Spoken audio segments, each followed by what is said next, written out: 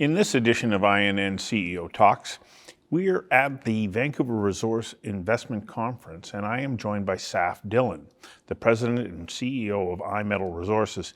And we're talking about gold, Canadian gold, in Ontario and Quebec.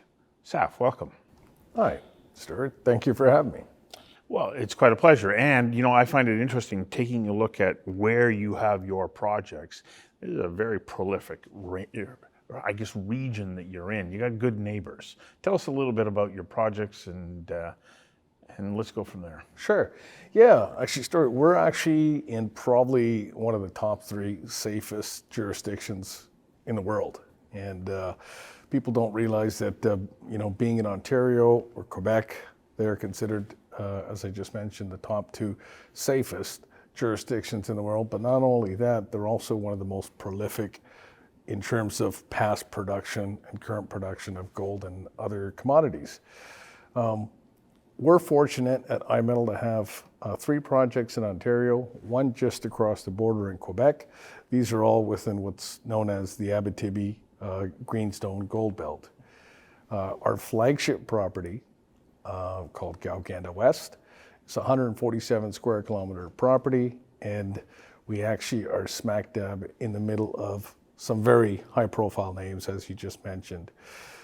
Our property is about 300 meters from a well-known gold deposit. It's a multi-million ounce deposit. It's currently owned by one of our neighbors, Aris Mining Corporation, I believe.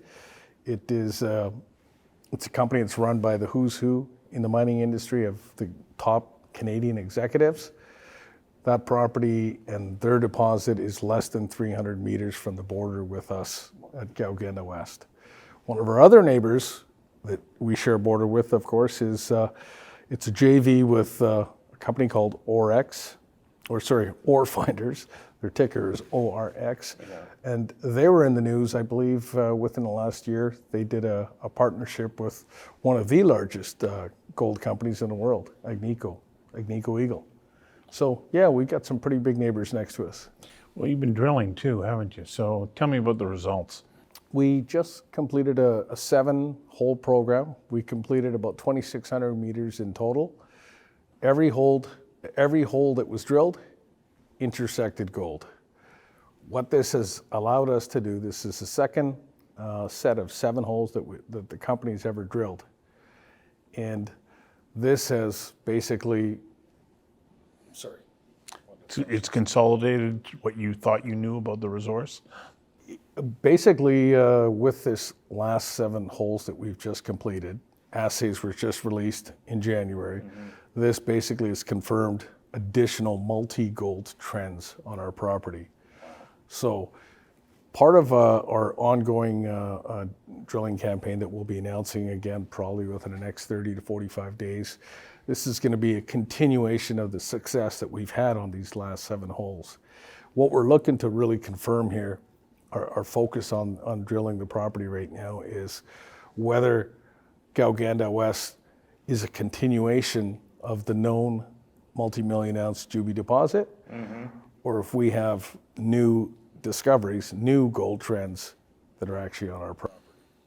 Either way, it's pretty attractive. Either way, it's looking very, very promising, and I think we're pretty excited to continue this. So how are you for funding? Because always when you're in this stage, you need to go through the confirmation stage of drilling and so on. That eats up dollars. We currently have just completed a financing for our 4th property, the one I haven't talked about, but it's just across the border in Quebec. It's the Carhill property. This property was drilled by the company prior to myself coming on board. This property was drilled for graphite, but just within the last 30 days, we have some of our neighbors have had some very good success. There's been a new major discovery by JV partners that are right next to our property. That was announced, I believe, our neighbors announced that in December. It's a polymetallic discovery. I think there's a new trend of gold, silver, copper, and molybdenum. So this has been exciting. That's what kind of spurred our financing that we announced in December, we raised 602,000 flow-through funds. Didn't you also attract some investment dollars from Sprott? Last year, actually almost a year ago, we'd announced the financing. We raised $3 million, $2 million flow-through, and $1 million hard.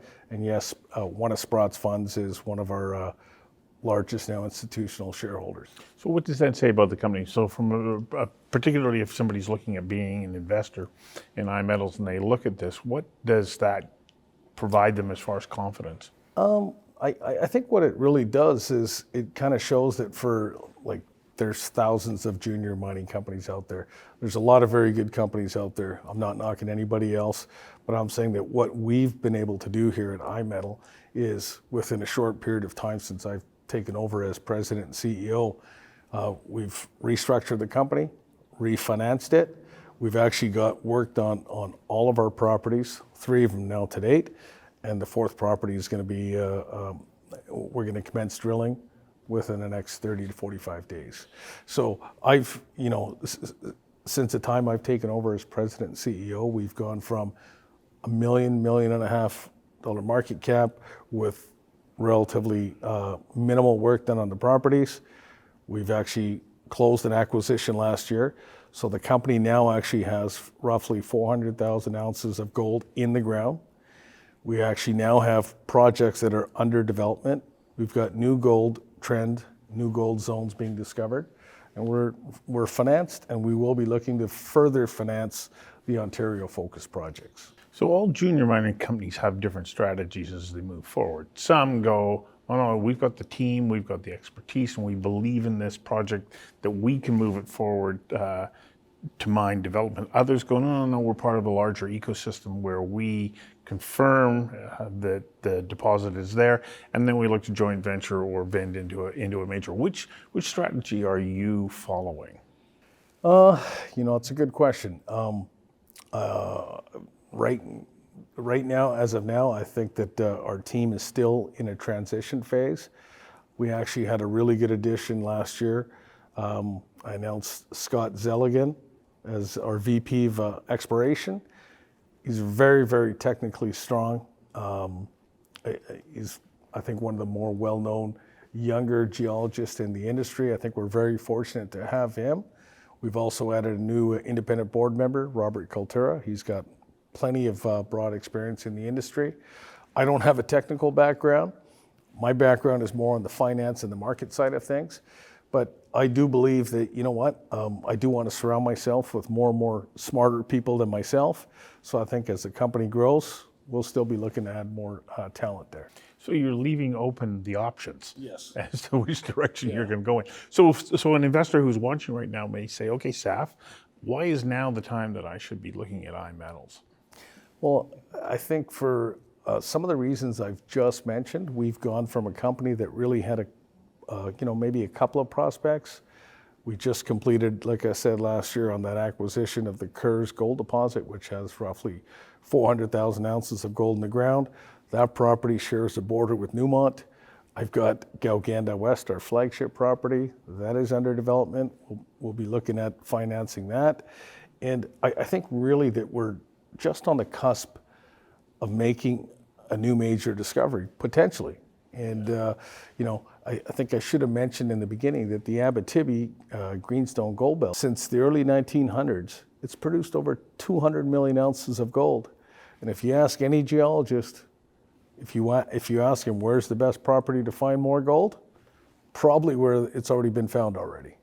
Yeah, you're right. It has been a remarkably prolific mining district. And as you pointed out earlier, both Ontario and Quebec are extremely mining appropriate jurisdictions. All the right regulations in place, good infrastructure, good talent base. Yes. Well, I was just going to add, actually, if you think about it, it was just within the last year that we've had roughly a $35 billion market cap company move in right next door to our border. So there's got to be something said for much bigger, better financed and smarter companies. I think they see something there. I would agree. So for investors and those who are watching, what news flow should they be looking to you to pay attention to in the next 3 to 6 months? The next 3 to 6 months, I think you'll see that, we just announced that we've received our permits for drilling at Gowganda West. So I think that you'll see us have follow-up news, commencement of drilling at Gowganda West, commencement of drilling and other exploration work at the Carhill property. You'll see some additional development work happening at the Kerrs Gold Deposit. At some point, we'll be looking at hopefully getting maybe a third rig or moving one of these drill rigs over there. And then, of course, we also have the Ghost Mountain property that I haven't talked about. That's the third property. It's about 5 kilometers from Agnico Eagle's Holt Holloway mine complex. So yeah, if you think about that, each one of our properties, all 4 of them, either shares a border with one of the majors or is less than 5 kilometers from a past producing and soon to be producing mine again. So I think that I remember from my college days, Marketing 101, location, location, location. But let's also just talk about the fact that gold is becoming far more visible within the commodities and precious metals markets these days. Suddenly, the interest in gold is increasing. Yeah, it's funny. I ran into an old stockbroker who was a really big supporter of junior mines or the junior miners back in the day. And I'll never forget one of the things that he said to me.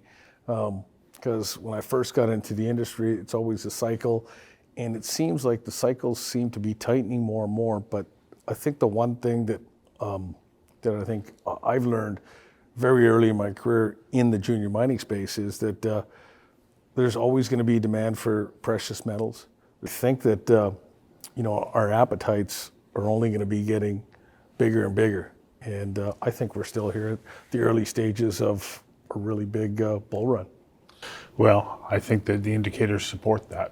Yes. Yeah. Thank you for your time today. Thank you. Thanks for having me, Stuart.